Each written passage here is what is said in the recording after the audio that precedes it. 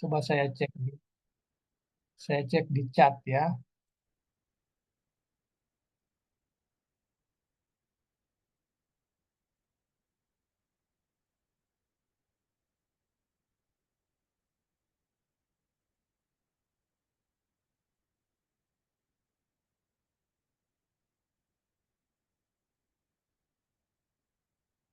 Kelihatannya di chat banyak komentar-komentar yang bagus-bagus, tapi mungkin belum ada yang pertanyaan.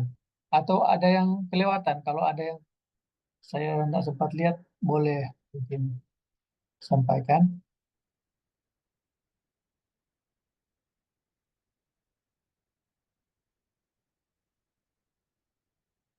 Atau sudah jelas? Ini pertanyaan apa nih di chat ini banyak sekali yang memberikan apresiasi kepada eh, saudari Manulang ya, Ibu Manulang ini yang memberikan inspirasi besar bagi kita semua.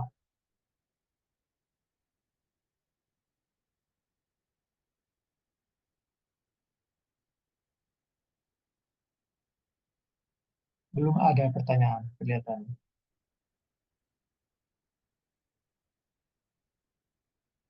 Sudah jelas sekali. Oh, ini ada satu pertanyaan nih masuk nih, saudara, saudara Mas No. Dalam kitab Wahyu kita diminta membeli, padahal Tuhan tahu bahwa kita miskin, buta dan telanjang. Apa artinya, Pak Pendeta? Dalam kitab Wahyu kita diminta membeli, padahal Tuhan tahu bahwa kita miskin, buta dan telanjang. Apa artinya, Pak Pendeta? Silakan, Pastor.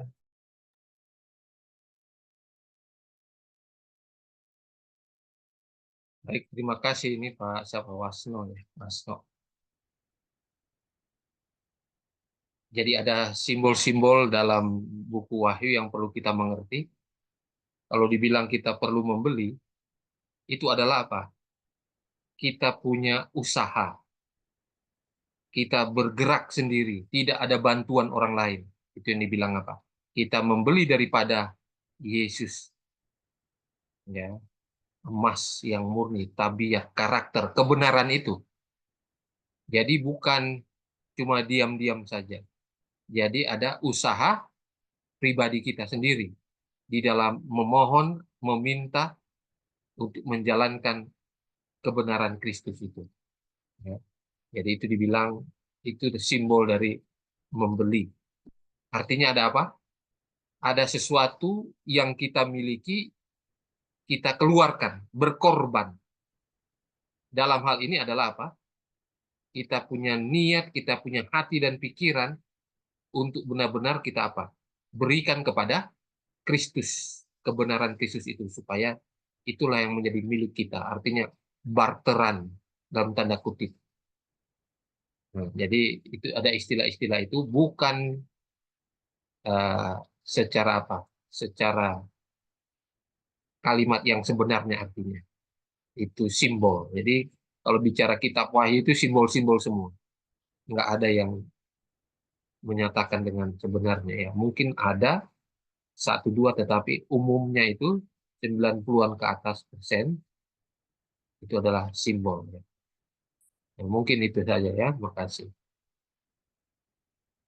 Terima kasih, Pastor. Masih ada satu pertanyaan lagi di sini dari saudara. Ada dua pertanyaan. Ada dari saudari Ratna. Sebenarnya apakah angka 144.000 yang sebenarnya? Yang sebenarnya atau cuma lambang? Apakah angka 144.000 yang sebenarnya atau cuma lambang? Ya, Silakan. memang kita tidak berbicara itu, cuma itu berbicara tentang umat sisa terakhir. Jadi dari umat sisa disaring lagi menjadi umat sisa terakhir itulah 144.000 itu. Jadi kita berbicara sini yang akan diselamatkan, yang tidak mengalami kematian fisik. Ya. Kalau bicara 144.000 itu ada pelajarannya. Saudara bisa cek di pelajaran di YouTube ya, itu panjang. Ya, secara umum kita mengerti itu artinya, maksudnya. Nyonya White juga tidak memberikan keterangan 144.000 ya, literal atau lambang. Tetapi ada kalimat-kalimat yang menyatakan suatu kepastian. Nah, itu pelajaran sendiri. Pelajaran sendiri ya. Oke, makasih. Baik, berikut Saudara Dino. Siapakah yang menerima kecurahan roh hujan akhir itu? Adakah hanya yang di 144.000 orang itu, ataukah di kalangan umat Adventis? Siapakah yang menerima kecurahan akhir? Kecurahan Baik, roh. terima kasih ya. Jadi kita perlu mempelajari step by step peta Allah. Peta Allah menuju kepada kedatangan Yesus yang kedua kali dan terus pada milenium dan kehidupan yang kekal. Nah, di dalam peta Allah ini itu ditunjukkan step by step yang terjadi kepada umat-umat Tuhan ke depan. Yang kita tunggu ini adalah apa? Undang-undang atau hukum hari Minggu yang akan disahkan di Amerika. Itu yang kita tunggu. Setelah undang-undang hari Minggu disahkan, maka akan ada pemeteraian. Pemeteraian kepada umat-umat SDA dulu. SDA. Setelah pemeteraian, maka roh hujan akhir itu dicurahkan serentak di seluruh dunia. Kepada siapa? Yang sudah dimeteraikan. Dimeteraikan, meterai Allah yang hidup. Meterai Allah dalam hal ini adalah sabat itu ya. Karena pengudusan sabat, pemeliharaan sabat yang benar. Karena ada meterai Roh Kudus, ada meterai Allah yang hidup dalam pemeliharaan hari sabat secara khusus. Jadi roh hujan akhir itu dicurahkan kepada yang sudah dimeteraikan, udah pasti. Artinya mereka lah yang selamat. Dan dari roh hujan akhir ini, mereka yang selamat ini akan apa? Mereka akan membentuk dua kelompok. Satu yang martir, satu yang 144.000. Ya. Kemudian laut cry, seruan nyaring, setelah umat-umat Tuhan mendapatkan roh hujan akhir, mereka akan memberitakan dengan nyaring pekabaran sabat itu kepada dunia. Dan disitulah dunia itu akan menentukan pilihan, bergabung atau menerima tanda binatang itu, bergabung dengan binatang dan patungnya, dan yang menerima tanda binatang. Jadi seperti itu yang perlu kita ketahui. Dan mereka-mereka yang sudah di luar sana, yang sudah dimeteraikan, sudah menerima kebenaran, ya pada saat Lord cry, mereka juga otomatis bergabung dan mereka masuk dalam 144.000 yang sudah lama dalam kebenaran. Jangan iri kepada mereka, ya, jangan iri. Tetapi itulah yang dinyatakan, itu step by step bagaimana peristiwa-peristiwa itu akan terjadi. Walaupun kita tidak diberitahukan waktunya, tetapi tanda-tanda, gejalanya kita bisa lihat sudah di mana kita berada. Jadi mungkin itu dulu. Terima kasih atas pertanyaannya. Baik, masih ada di chat, tapi saya lihat ada yang raise hand, Saudara Eronim.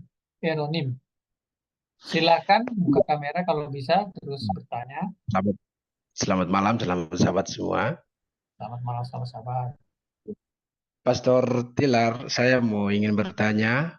Ada dua pertanyaan. Yang pertama adalah, apakah ketika Undang-Undang Hari Minggu disahkan, pemimpin-pemimpin gereja, khusus gereja Masih Advent ke-7 akan ada atau tidak? Akan tetap ada di kota atau tidak? Lalu yang kedua adalah, apakah benar umat-umat Tuhan akan digerakkan oleh Roh Kudus? Karena saya sedang kuliah filsafat sekarang, saya semester 7. Kalau Tuhan sayang, saya semester depan, tahun depan saya tamat.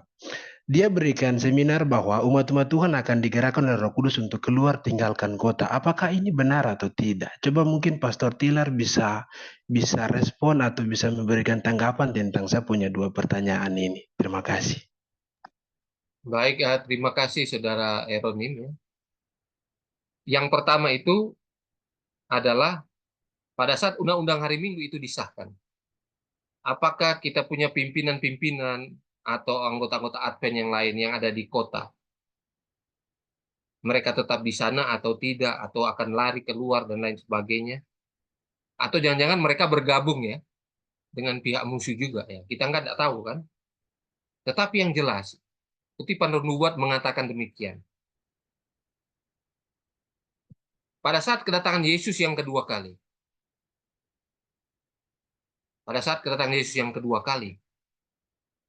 penjara-penjara di mana umat Tuhan ada akan keluar dari sana mereka. Goa-goa di bawah tanah, seperti bunker ya. Umat-umat Tuhan yang bertahan di kota-kota ini keluar dari sana. Dan menyambut kedatangan Yesus yang kedua kali. Di sini mengindikasikan bahwa akan ada juga umat-umat Tuhan. Apakah dia para pendeta, pimpinan-pimpinan, anggota-anggota awam yang masih tetap tinggal di kota, tidak country living, tetapi mereka menjalankan kehidupan yang benar di dalam menyampaikan pekabaran 3 malaikat kepada orang-orang yang ada di kota. Ya. Tapi sekali lagi, ada satu kutipan lagi yang mengatakan, akan ada banyak dari orang-orang yang memberitakan pekabaran 3 malaikat. Pada akhirnya mereka bergabung dengan pihak musuh. Karena apa? Bukan karena mereka tidak mau diselamatkan, tetapi karena mereka tidak menurut perintah Tuhan. Tuhan bilang pembentukan karakter itu di desa, di tempat terpencil, 10 kali lipat lebih baik daripada kota. Tuhan bilang di kota itu banyak kejahatan. Tuhan bilang bahwa akan ada apa? Penghakiman di kota-kota, akan ada wabah, sakit, dan lain sebagainya, malapetaka. Tetapi dengan alasan ini dan itu, biasanya tamengnya adalah apa? Penginjilan, padahal nggak menginjil. Nah, mereka-mereka ini akan bergabung di pihak musuh. Jadi boleh jadi mereka bergabung di pihak musuh, boleh jadi mereka-mereka juga akan diselamatkan, masuk 144.000. Ya. Kemudian yang kedua, pertanyaan kedua. Nyonya White di dalam buku Maranatha kita bisa baca juga. Juga di peristiwa akhir zaman, peristiwa akhir zaman. Pada masa kesukaran dikatakan banyak orang-orang yang adalah umat Tuhan sejati dikunjungi malaikat Tuhan. Dan malaikat Tuhan ini memberitahukan, ini masa kesukaran sementara terjadi. Ikut saya. Apakah dipaksa atau dengan secara halus? Itu komentar nubuat. Tentunya mereka-mereka ini juga mendengarkan bisikan Roh Kudus. Tetapi sebagai eksekutor adalah para malaikat Tuhan yang akan muncul langsung. Mengapa mereka muncul malaikat Tuhan? Karena ada banyak umat-umat Tuhan yang setia, yang benar. Mereka tidak mendengar berita dari luar sana. Tapi mereka hidup benar. Dan mereka rindu untuk country living, mereka rindu untuk keluar dari kota. Tetapi dengan alasan ini dan itu, mereka tidak sempat. Tetapi malaikat Tuhan akan datang kepada mereka-mereka ini. Nah, syukur kepada saudara-saudara yang sudah keluar duluan. Kalau yang belum, karena ada hambatan ini dan itu bukan dibuat-buat, maka malaikat Tuhan akan hadir di sana dan akan menuntun. Dan ketika malaikat Tuhan menuntun, musuh tidak akan melihat waktu kita lari. Ya, dan kita akan bertemu dengan saudara-saudara kita, apakah di hutan, di gunung-gunung, Di gua-gua kita akan bertemu dengan saudara-saudara kita di sana. Itu yang diberikan kepada kita, yang perlu kita perhatikan, ya. Nah, jadi itu yang bisa disampaikan, ya. Mudah-mudahan kita boleh mengerti itu. Tuhan berkati. Baik, terima Baik. kasih banyak Pastor, hormat. Terima kasih banyak, Tuhan berkati. Amin. Terima kasih. Baik, masih ada lagi pertanyaan di sini. Saat kapan dimulai nggak bisa membeli dan menjual? Thanks, Pastor.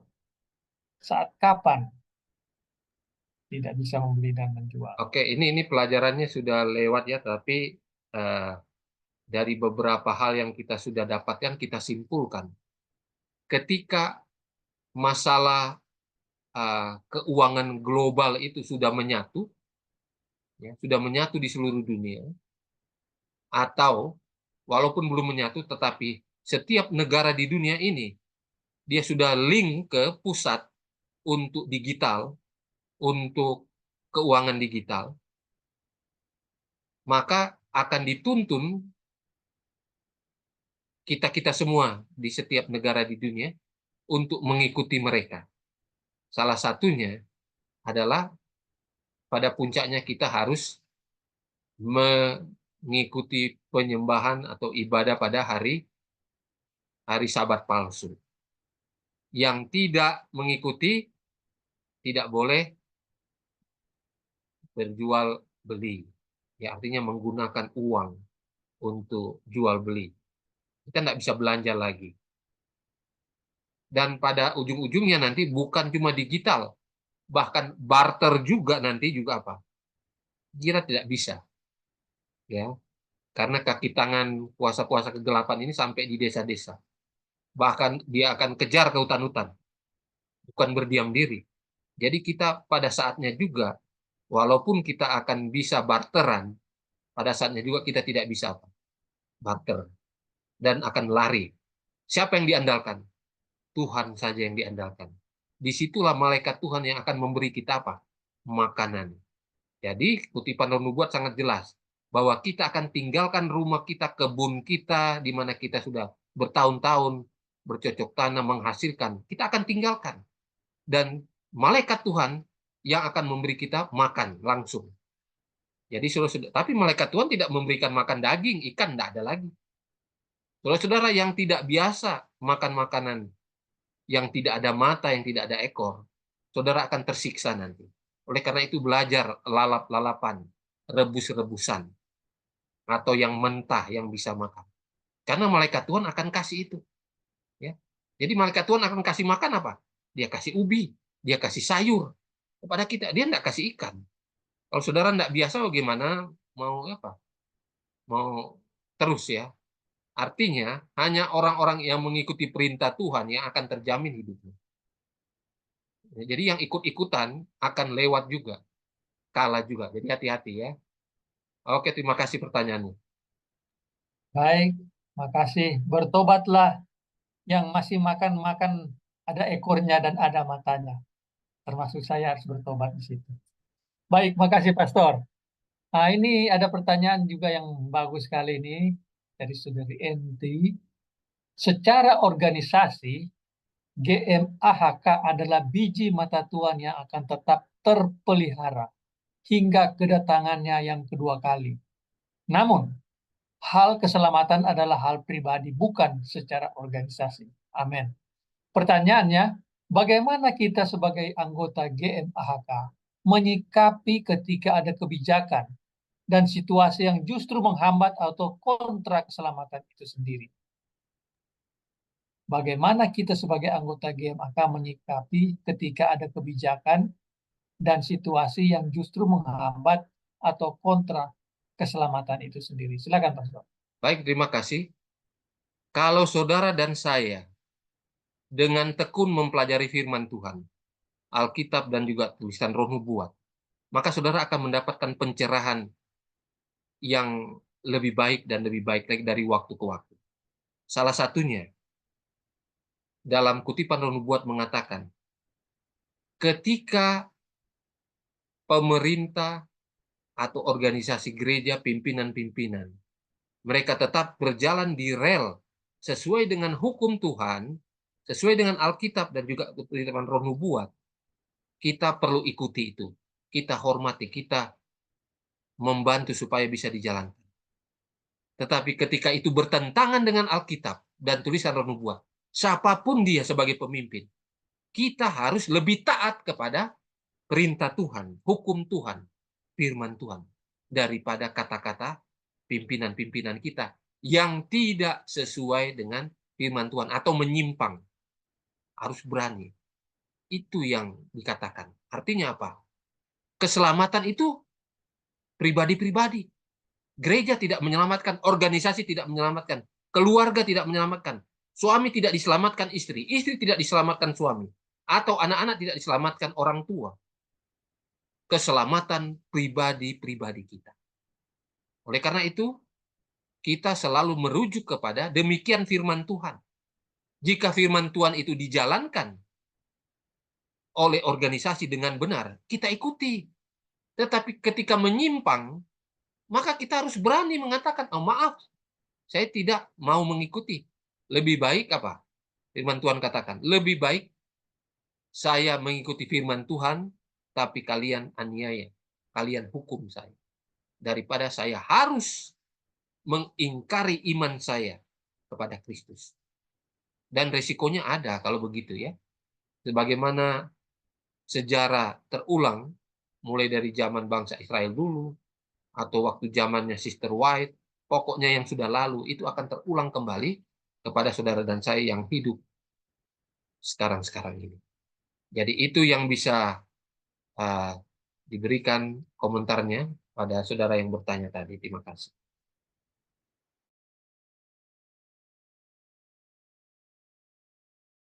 Masih ada sekitar, maaf, kita masih ada sekitar 5-6 menit lagi. Ada pertanyaan lagi sini, Pastor, mengenai apakah akan tiba waktunya Tuhan akan memuntahkan GMAHK secara organisasi atau untuk pribadi dikarenakan kondisi suam-suam kuku. Kalau boleh disertai referensi atau ayat Alkitab atau buku Roh Nubuat. Terima kasih. Nah, itu permintaan. Nah, pertanyaan dan permintaan. Silakan, Pastor. Tuhan tidak pernah apa? Memuntahkan gerejanya secara tubuh. Tetapi apa? Orang-orangnya. Saudara baca lagi itu ya. Jadi siapa saja yang masih suam-suam kuku akan dimuntahkan. Tapi gereja Tuhan sampai akhir zaman tetap ini gereja Tuhan, biji mata Tuhan. Ya. Ada waktunya saudara dan saya keluar dari bahtera. Ya. Kalau saudara mempelajari tentang sejarah terulang kembali dan paralelnya bahtera Nuh dengan organisasi gereja kita, ada waktunya. Itu juga perintah dari Tuhan. Kapan waktunya? Pada saat penganiayaan, masa kesukaran besar. Ya, masa kesukaran besar. Bahkan masa kesukaran sebelum itu juga, masa kesukaran awal sampai masa kesukaran besar. Di antara itu juga, Tuhan akan menuntun umatnya. Untuk apa? Untuk tidak bergantung lagi kepada organisasi. Sama halnya dengan Nuh, di mana bahteranya kandas. Tetapi dia tidak langsung keluar, dia tunggu perintah Tuhan. Setelah penutupan pintu kasihan, setelah kita dikejar-kejar, ya, maka apa? Pada saat itulah Tuhan akan mengatakan apa? Yang memimpin langsung adalah malaikat Tuhan, Tuhan sendiri. Udah enggak ada lagi organisasi. Karena kita udah apa? Dikejar-kejar, lain-lain, enggak ada lagi. Jadi Tuhanlah yang langsung menjadi. Organisasi tidak membantu, itu udah pribadi-pribadi. Tapi ada waktunya. Nanti Tuhan tunjukkan. Ya, Tuhan tunjukkan kepada semua kita, umat-umat Tuhan. Oke, itu saja. Terima kasih. Baik, masih ada 2 pertanyaan. Yang ini yang terakhir, 2 ini. Pertanyaan 144.000 itu kan orang-orang pilihan yang tidak bercacat celah. Apakah kita saat ini jika setia bisa terhitung masuk pada kelompok 144.000 Kak Pendeta, atau hanya orang-orang tertentu saja? Silakan, Pastor. Saudara sekalian, pelajaran-pelajaran yang lalu sudah diterangkan, sudah kita pelajari, bahwa yang namanya tidak bercela, tidak bercacat cela, adalah orang yang menyelesaikan dosa pada saat dia sudah melakukan dan dia bertobat sungguh. Pada saat itu setiap orang, 1 Yohanes 1 ayat 9, setiap orang kalau mengaku dosanya, maka pada saat itu dia dianggap tidak berdosa. 0. Itu tidak bercela. Yang kedua, tidak mencemarkan diri dengan perempuan, pelacur. Apa itu?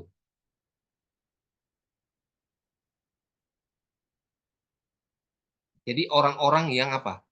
Yang murtad dan lain sebagainya. Walaupun dia akan diselamatkan. Jadi itu ciri-ciri khasnya. Ya. Dan mengikuti anak domba kemana saja berada. Kalau saudara perhatikan, maksud dari kemana saja anak domba pergi kita ikut. Artinya apa? Tuntunan Roh Kudus itu, bisikan Roh Kudus selalu diikuti. Kalau ada dua pilihan, ke kiri atau ke kanan, Roh Kudus bilang kanan, kita ikutin. Kalau kita tentang ke kiri, ya itu dia. Jadi ada hal-hal seperti itu. Nah, kita inilah yang bisa masuk dalam 144.000. Saudara dan saya punya potensi untuk itu. Oleh karena itu Nyonya White katakan, mari kita berjuang supaya kita boleh masuk dalam 144.000. Karena apa? Periodenya saudara dan saya. Zamannya saudara dan saya itu. Potensi untuk masuk itu peluangnya sangat-sangat besar. Doakan itu tiap hari supaya kita termotivasi untuk menjalankan hidup yang benar sesuai dengan kriteria 144.000 itu. Oke, terima kasih. Baik, pertanyaan terakhir, Pastor.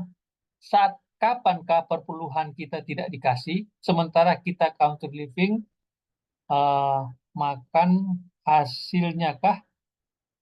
Karena mungkin hasilnya kah ada?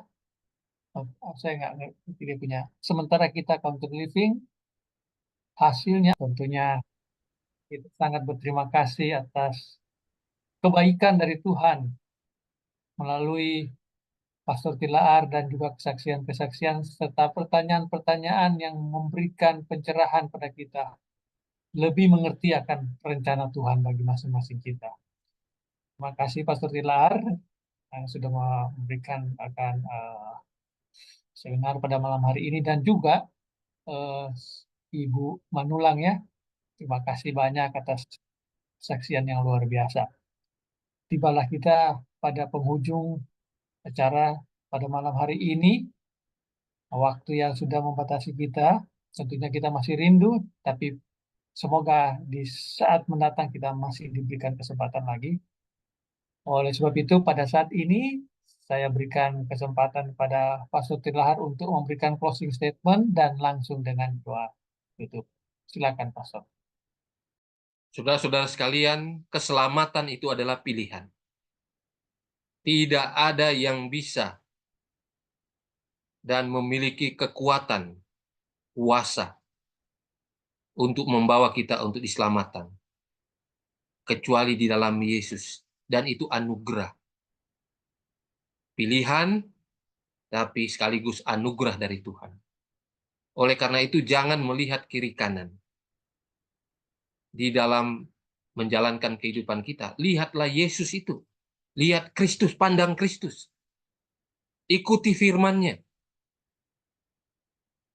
Walaupun ada orang-orang tertentu yang mungkin jadi panutan kita, tapi kalau dia tidak mengatakan demikian firman Tuhan, jangan ikuti. Karena kita mau selamat. Nah, saudara-saudara, kita ini gereja Tuhan, gereja Kristus secara pribadi. Karena apa? Karena Allah tinggal dalam hati kita. Ketika Roh Kudus tinggal di dalam hati kita, itu gereja Kristus yang sebenarnya. Sekarang, apakah saudara adalah gereja Kristus? Secara pribadi. itu terjadi kalau Roh Kudus tinggal. Kalau potensi Roh Kudus tidak tinggal, cuma ada di samping atau jauh, ya, saudara bergumul, banyak berdoa, berpuasa, supaya Roh Kudus bisa tinggal. Itu yang benar. Walaupun secara bangunan gereja-gereja itu hadirat Tuhan ada. Tetapi yang sebenarnya adalah apa? Ketika Tuhan hadir dalam hati kita. Mari kita jaga diri kita, agar kitalah yang dibilang gereja Kristus yang sebenarnya. Israel rohani secara pribadi yang benar. Umat sisa terakhir. Sisa dari sisa. Dan saya berharap kitalah yang 144.000 itu. Tuhan memberkati kita. Mari kita berdoa bersama-sama. Bapa di surga, terima kasih karena Engkau sudah menyertai kami kembali. Kiranya hadirat Tuhan tetap menjadi bagian kami.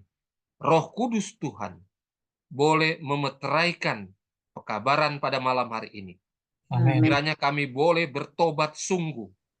Karena kami tahu waktu Tuhan sudah sangat singkat untuk Amin. datang ke dunia. Melihat fakta yang ada di sekitar kami di dunia ini. Kami tahu waktunya sudah sangat singkat. Tolonglah kami Tuhan untuk memiliki kehidupan yang selalu selaras setiap saat. Kalau ada kehilafan kami sedikit, biarlah kami boleh selesaikan pada saat itu tanpa menunda Amin. berlarut-larut untuk mengakui di hadapan Tuhan. Amin. Terima kasih Tuhan atas segala berkat-berkat-Mu, atas segala jawaban-jawaban-Mu, atas segala sesuatu yang kami alami, walaupun sakit, walaupun menderita, karena kami tahu itu cara Tuhan memproses kami agar semakin murni karakter kami seperti Kristus. Amin. Inilah doa dan sembahyang kami. Kasih Allah Bapa, damai dari Yesus Kristus, dan persekutuan Roh Kudus menyertai kita semua dari sekarang sampai Maranatha. Dalam nama Yesus Kristus kami berdoa. Amin. Amin. Terima kasih Pastor dan Terima berkati. kasih semua sudah hadir. Terima kasih partisipan semua. Terima kasih Pastor. Oke, terima kasih semua. Tuhan berkati kita. Terima kasih Bu Manulang. Selamat sahabat. Terima kasih.